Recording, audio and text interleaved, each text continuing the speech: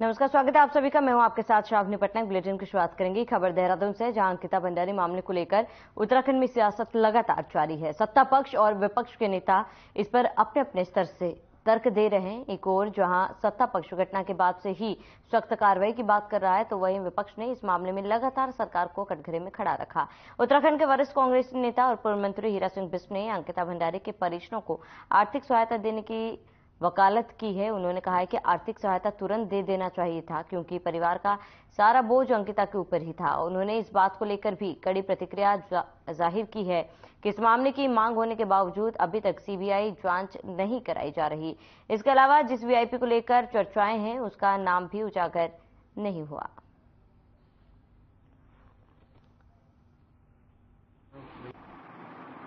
बिल्कुल आर्थिक संकट से गुजर रहा है, तब वो घर का पालन पोषण अंकिता पर था, जो वेतन उसको मिलता था। आज उसके पिताजी इस स्थिति में आ गए कि न्याय के उसको मदद नहीं मिली, सरकार नहीं करी। जो मुख्य आरोप है उस तक सरकार पहुंचना प्रयास नहीं करी, सीबीआई जांच नहीं हो रही। अब वो कह रहे आर्थिक मदद सरकार को तभी कर देनी चाहिए। अगर जरा सी भी इंसानियत की मानवता थी तो तत्काल राहत आर्थिक रूप से दे देनी चाहिए थी उस परिवार को, लेकिन नहीं किया। और जब उसके पिताजी मजबूर होकर बिगड़ना काम करे, सरकार को फिर भी शर्म नहीं आ रही।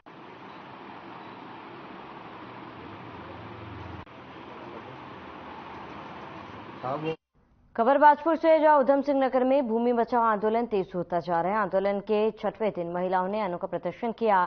20 गांव की मिट्टी को 20 कलश में भरकर आंदोलन स्थल पर पहुंची। महिलाओं ने ये कलश कोई भगवत कथा या किसी और पूजा के लिए नहीं उठाया, बल्कि भूमि बचाओ आंदोलन के लिए धाती कलश मिट्टी नाम देकर प्रदर्शन किया, जिसमें सैकड़ों महिलाओं ने हिस्सा लिया। भूमि बचाओ आंदोलन के संयोजक जगाता सिंह बाजवा ने बताया कि आज आंदोलन का 6वां दिन है और जब तक सरकार उनकी मांगों को पूरा नहीं करती है, तब तक धरना खत्म नहीं करेंगे।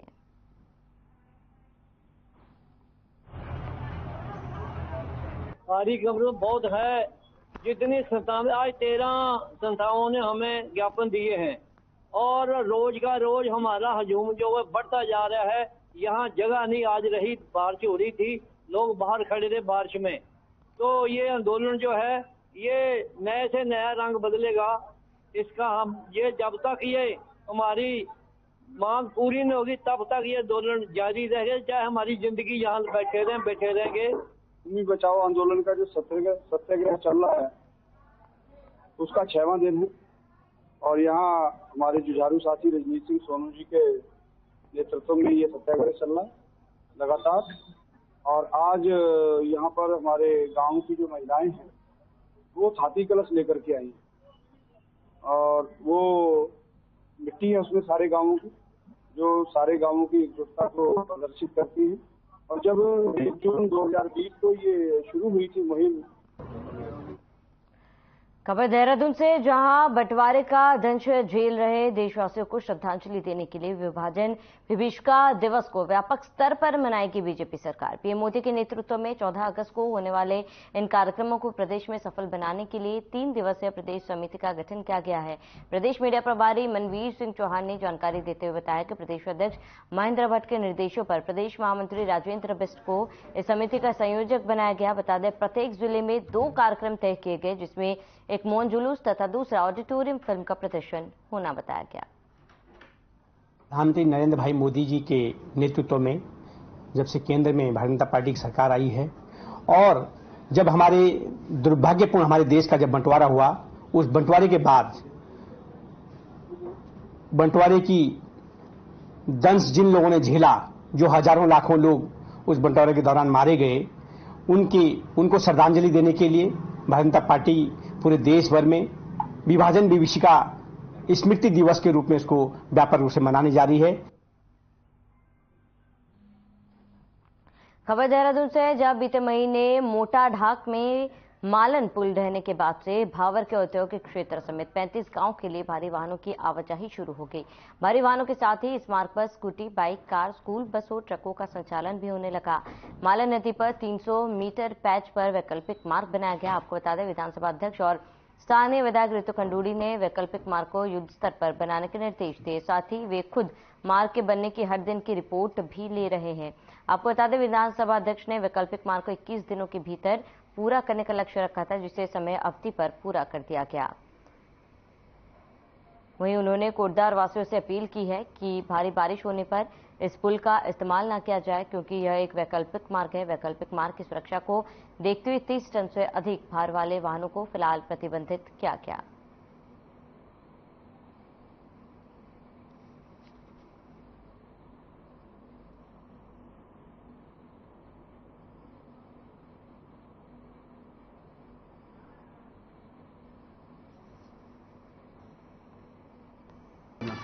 मालन नदी पर पुल गिरने के बाद वैकल्पिक व्यवस्था हम लोगों ने करवाई है और आपको बताना चाहूंगी कि ह्यूम पाइप का पुल अभी वहां पर बना है। एक वैकल्पिक ही मार्ग है और वैकल्पिक व्यवस्था हमने प्रयास किया है कि कोटद्वार को मिल जाए, ताकि भाबर और कोटद्वार शहर के बीच में जो दिक्कतें आ रही थी, जुड़ाव खत्म हुआ था, वो फिर से जुड़ जाए। कल इस पर हम लोगों ने और हमारे जो एडमिनिस्ट्रेशन के लोग हैं, अफसरान जो लोग हैं, उन्होंने कुंडा थाना क्षेत्र में टोल प्लाजा के पास अज्ञात चौपहिया वाहन की टक्कर से हरिद्वार से गंगाजल भरकर ला रहे 2 कावड़िया घायल हो गए। सूचना मिलते ही मौके पर पहुंची पुलिस ने दोनों गंभीर घायलों को अस्पताल पहुंचाया, जहां से उन्हें हायर सेंटर रेफर कर दिया गया है। पुलिस से तहरीर के आधार पर वाहन की तलाश की जा रही है।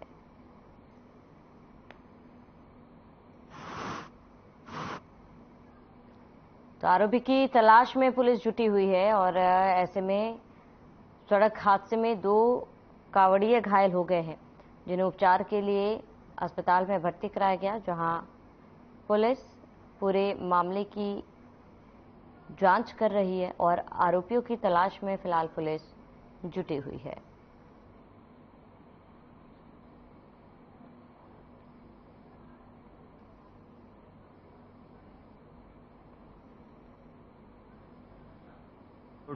सीधे काशीपुर के लिए आ रहे थे, आगे मंदिर पर रुकने की प्रोग्राम था। वहाँ पे 2 भोले हमारे थोड़ा पीछे रह गए थे, उनको आने वाली एक स्पीड से गाड़ी आ रही थी, उनको उड़ा दिया गया, तो पीछे से ठोक दिया गया उनको।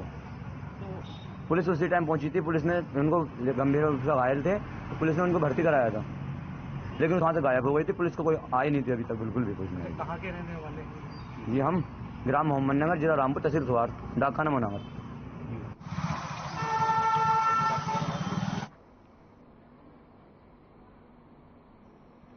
खबर कोटद्वार से है, जहां भारी बारिश के बाद कोटद्वार में आर्मी कैंप का मेन गेट भी ध्वस्त हो गया है। रविवार रात को हुई भारी बारिश के बाद कोटद्वार के कोड़िया स्थित भारतीय सेना का विक्टोरिया क्रॉस गबर सिंह कैंप का मेन गेट भी धराशायी हो गया है। पिछले हफ्ते ही कोटद्वार शहर के लिए नासूर बन चुके पनियाली गदेरे में आर्मी कैंप को जोड़ने वाली एकमात्र पुलिया को भी ध्वस्त कर दिया गया था, जिसके बाद से आर्मी के जवानों को काफी दिक्कतों का सामना करना पड़ता है। और वहीं दूसरी तरफ आर्मी कैंप में मेन गेट के ध्वस्त होने की सूचना आर्मी द्वारा अपने बड़े अधिकारियों को दे दी गई है।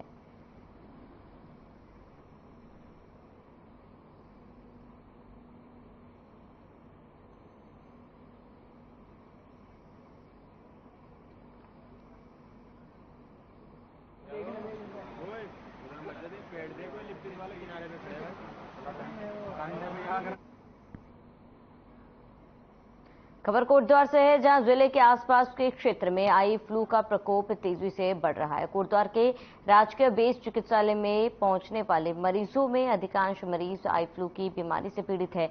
बीमारी की चपेट में आए मरीजों की आंखों में जलन, खुजली के साथ आंखें लाल हो रही है। राजकीय बेस हॉस्पिटल के नेत्र चिकित्सक डॉक्टर दिनेश सिंह ने बताया है कि आजकल आंखों की बीमारी तेजी से फैल रही है और कहा कि यह बीमारी हर साल बरसात के मौसम में तेजी से फैलती है।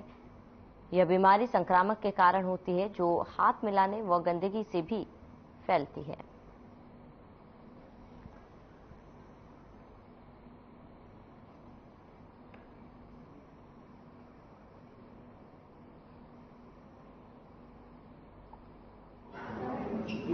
ये बीमारी किसी भी तरीके से छुआछूत से फैल जाती है, चाहे आप भीड़ में कहीं भी गए हों, किसी से भी मिले हों, हाथ मिलाया हो, कहीं बाजार गए हों, वहां से अगर ये किसी एक पेशेंट को हुआ रहेगा, वो अगर कोई चीज दीवार या कोई भी सामान छुआ होगा उस पे अगर आपकी हाथ पड़ी और आपने आंख पे लगाया हाथ तो उससे फैल जाती है।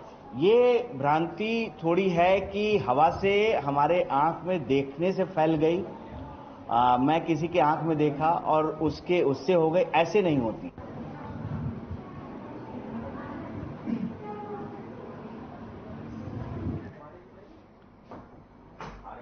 मंगलौर कस्बे में महामंडलेश्वर मैत्री यति के स्वास्थ्य की जानकारी लेने के लिए हरिद्वार सांसद और पूर्व शिक्षा मंत्री डॉक्टर रमेश पोखरियाल निशंक मैत्री यति के आश्रम पहुंचे और उनके स्वास्थ्य की जानकारी ली है।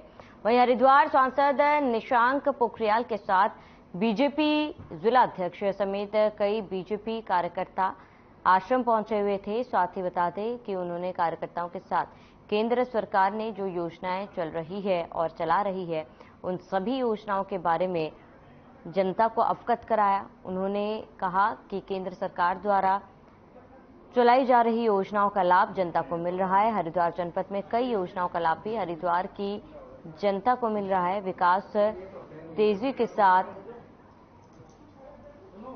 बढ़ रहा है और मोदी सरकार ने रुड़की रेलवे स्टेशन को डिजिटल बनाए जाने वाली योजना में रखकर हरिद्वार जनपद की जनता को बड़ी सौगात दी है। वहीं आने वाले दिनों में रुड़की का रेलवे स्टेशन हाईटेक श्रेणी में होगा।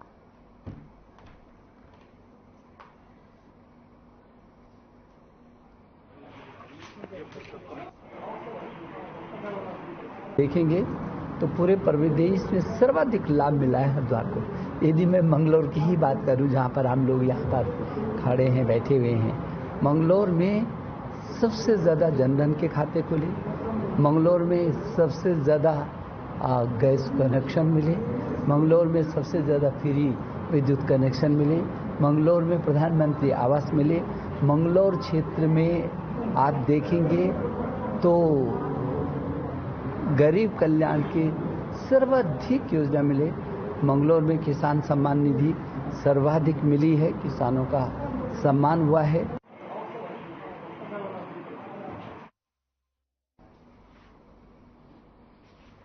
खबर रामनगर से, जहां एक बार फिर से बारिश का कहर देखने को मिला। जिला नैनीताल के रामनगर में धनगढ़ी पुल के पास यात्रियों से भरी बस बरसाती नाले में गिर गई थी। बस में कुल 35 लोग सवार थे, जिनको जेसीबी की मदद से बचाया गया। दरअसल एक बस बरसाती नाले को पार कर रही थी। नाले में पानी ज्यादा होने से बस नाले में गिर गई। गनीमत ये रही कि कोई बड़ा हादसा होने से टल गया था। अचानक से इस बस का पानी में बह जाना एक बड़ा हादसा हो सकता था। मौके पर जेसीबी मशीन मौजूद थी, जिसकी मदद से इन तमाम यात्रियों को फौरन ही बस से बाहर निकाला गया। धनगढ़ी क्षेत्र में इस बरसाती नाले में पहले भी कई बड़े हादसे हो चुके हैं। वहीं कुमाऊं कमिश्नर दीपक रावत ने कहा कि भविष्य में ऐसी घटनाएं ना हो, इसलिए सभी जिला प्रशासन को अलर्ट मोड पर रहने और दुर्घटना संभावित जख्मों को पुलिस प्रशासन और अन्य विभागों के कर्मचारियों को तैनात करने के निर्देश दिए।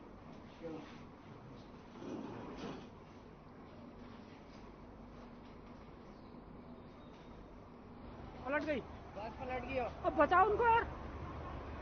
देखिए, धनगढ़ी नाला तो खैर डेंजरस है। इसके अलावा और भी नाले नैनीताल डिस्ट्रिक्ट में, यूएस नगर में भी, पहाड़ों में भी कुछ नाले ऐसे हैं जो डेंजरस हैं। सभी डिस्ट्रिक्ट्स को ये निर्देश दिए गए हैं, पूर्व में भी प्रसारित किए गए हैं कि ऐसे नालों को बरसात के दौरान, क्योंकि हमें पता ही रहता है अलर्ट कब है, और जब तेज बारिश होती तो पता चल ही जाता है, तो उतनी समय अवधि के लिए यहाँ पे कोई ना कोई व्यक्ति तैनात रहे। वो होमगार्ड भी हो सकते हैं, कांस्टेबल भी हो सकते हैं, अन्य कोई व्यवस्था भी की जा सकती है।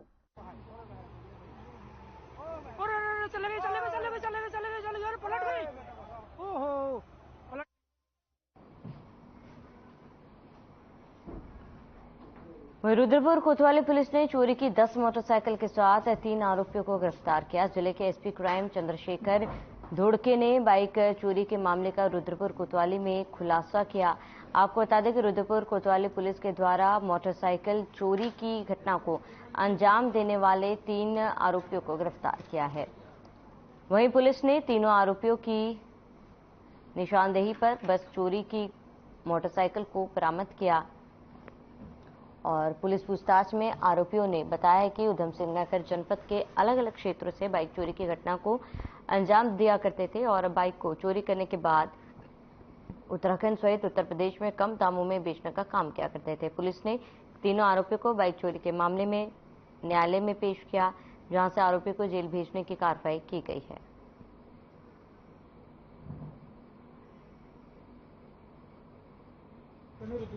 आज इस कड़ी में एक बहुत बड़ा खुलासा हम कर रहे हैं। चोरी की जो है 10 मोटरसाइकिल टीम द्वारा बरामद कर ली गई है। अलग अलग डेट में रुद्रपुर कोतवाली में 3 एफआईआर पंजीकृत हुए थे, 269, 450 और 454। ये 3 एफआईआर थे। तो ये मुखबिरी की सूचना पे इनको बागवाला एरिया से 3 अभियुक्तों को गिरफ्तार किया है। इनसे हमने 10 बाइकें जो है रिकवर कर ली हैं। इसमें से 3 बाइकें जो है रुद्रपुर कोतवाली में ऑलरेडी इनके मुकदमे पंजीकृत थे।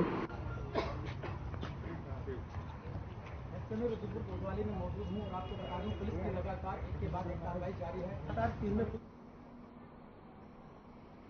खबर विकासनगर से, जहां इन दिनों उत्तराखंड के पहाड़ी क्षेत्रों के कई गांव बरसात और भूस्खलन से दहशत में है। ऐसा ही कुछ देहरादून के जोनसार बावर क्षेत्र में भी देखने को मिल रहा है। वहीं लगातार हो रहे इस भूस्खलन के चलते सड़कें क्षतिग्रस्त हो गई। वहीं राहगीरों और ग्रामीणों को परेशानियों का सामना करना पड़ता है। गांव और पहाड़ी क्षेत्रों के मकानों में दरारें आने से ग्रामीणों में दहशत का माहौल है। ग्रामीणों का कहना है कि इस भूस्खलन और दरारों ने गांव के प्राथमिक विद्यालय को भी अपने चपेट में ले लिया। वहीं गांव की समस्या को देखते हुए जिला पंचायत अध्यक्ष मधु चौहान और तहसील कर्मियों ने मौके का जायजा लेकर ग्रामीणों को उनकी समस्याओं को जल्द हल किए जाने का आश्वासन दिया।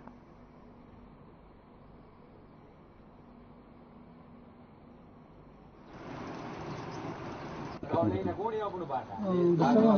खंडोली गांव में जाकर के निरीक्षण किया है, जो कि गजेंद्र सिंह के किचन में दरार आई है और भगत सिंह जी के आंगन, घर का आंगन दीवार क्षतिग्रस्त हो रखा है और अमर सिंह जी और राजेंद्र सिंह, इनके घर के आगे की दीवार क्षति हो रखी है और मकान को भी खतरा बना हुआ है। इसके अलावा अन्य कुछ? फिर गांव के बीचों बीच एक बहुत बड़ी दरार आ रखी है। नुकसान तो पहाड़ी क्षेत्र है, जो आप जानते हैं बरसात में स्वाभाविक रूप से थोड़ा नुकसान तो होगा ही। रास्ते बंद हो रहे हैं, जो रास्ते बंद हो रहे हैं उनको खुलवाया जा रहा है। उसके अतिरिक्त हमने कंट्रोल रूम बनाया ताकि कहीं से भी किसी भी प्रकार की ऐसी कोई सूचना आए, उसमें हमारी राजस्व टीम जो लाइन डिपार्टमेंट से वो अपनी मशीन भेज पाए, तत्काल इंजीनियर और बाकी लोग डिप्लॉय हो पाए। तो इसी तरह से हम मॉनिटरिंग कर रहे हैं। ये विद्यालय तो टूट ही गया, लेकिन पूरा गांव जो दरारों से खतरे के जी में साए में जी रहे लोग। और शासन और प्रशासन जो है, अभी पीछे मधु चौहान जी आई थी, हमने बहुत सारे लेके ये आशा लेके चला था कि चलो ये कुछ करेंगे। उसके बाद जब पटवारी जी आया, एसडीएम साहब नहीं आया, कोई और प्रशासन नहीं आया, कोई आदमी खड़ा नहीं हुआ। पटवारी जी भी कह के गए हम ये करेंगे सो करें, लेकिन इतने दिन बीत गए। इतने दिन के बीतने के बाद भी यहाँ प्रशासन या शासन कोई सुध हमारी नहीं ले रहा है। जी, इस विषय में कहना क्या है, अभी जो आपने देखा होगा बड़ी बड़ी दरारें आ रही है, प्रतिदिन बढ़ती जा रही है। ये दरारें प्रतिदिन बढ़ती जा रही है, पूरे गांव को खतरा है। और जो हमारा विद्यालय है ये भी पूरा क्षतिग्रस्त हो चुका है। और जैसे कि गांव में लोग 2-3 मकान तो बिल्कुल दबने के कगार में है, बाकी पूरे गांव को खतरा है। दरारें भी बढ़ती जा रही है।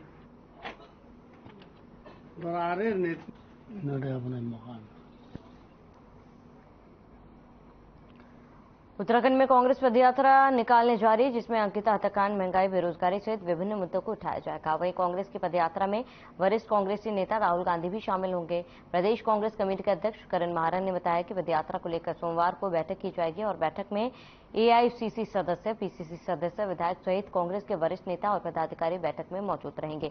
बैठक में आगे की रणनीति को लेकर चर्चा की जाएगी और इसके साथ आगे महानगरों और ब्लॉक कमेटी बैठक की जाएगी। इसके साथ उन्होंने कहा है कि उत्तराखंड में राहुल गांधी के आगमन पर कांग्रेसियों ने खुशी की लहर है। जिस तरह से हिमाचल और कर्नाटक जीता है, उसी तरह अन्य राज्य में होने वाले चुनाव में कांग्रेस विजय हासिल करेगी।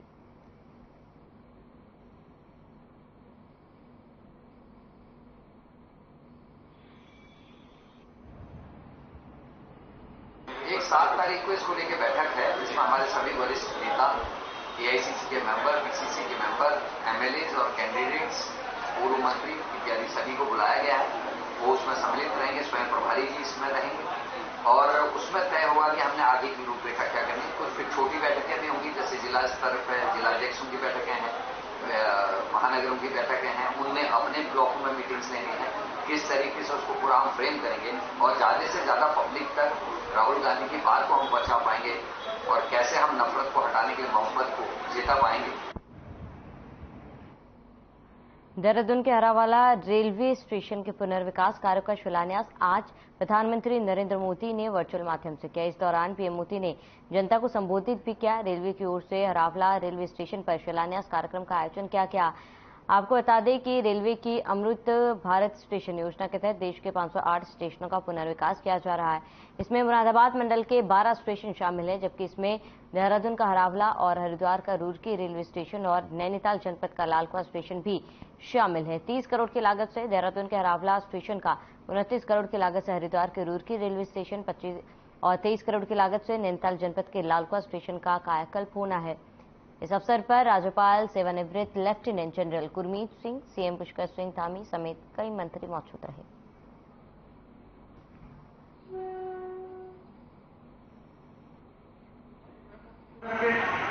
भारतीय रेलवे को पहले से कहीं अधिक सुरक्षित बनाने का काम किया जा रहा है।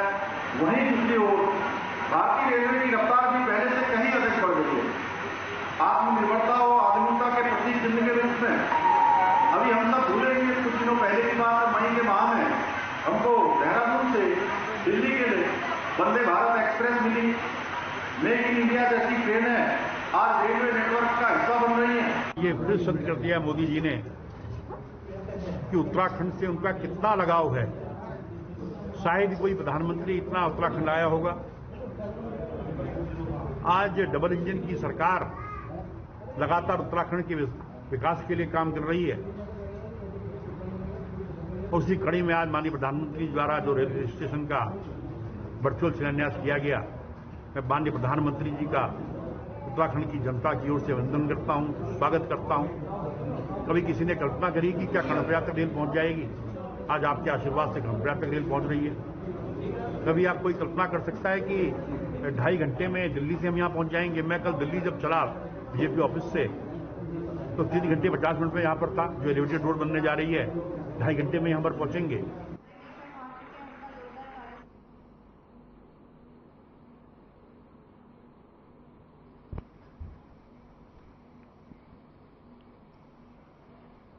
अल्मोड़ा जिले के विकास कंसल्ट के मल्ला कोठाल गांव में मित्रता दिवस पर बीजेपी मंडल महामंत्री दिनेश मनवाल के नेतृत्व में महिला मंगल दल, अन्य ग्रामीणों ने ग्राम पंचायत मल्ला कोठाल गांव के पैदल रास्ते के किनारे पर उगी घास और झाड़ियों का कटान, पंचायत भवन, प्राथमिक विद्यालय आदि स्थानों, सार्वजनिक स्थलों में सफाई अभियान चलाया। इसी बीच मंडल महामंत्री दिनेश मनवाल ने कहा, पीएम नरेंद्र मोदी के द्वारा चलाए गए अभियान में सभी लोगों को बढ़ चढ़कर हिस्सा लेना है। लोगों को स्वच्छता का संदेश देने का प्रयास किया गया।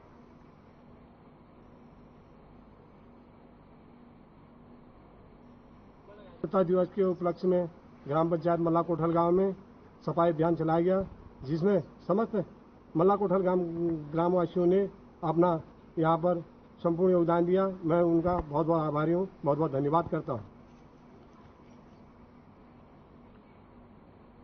चलिए इसी के साथ इस बुलेटिन में फिलहाल मैसेज देते हैं। देश प्रदेश की तमाम बड़ी खबरों के लिए बने रहे हमारे साथ।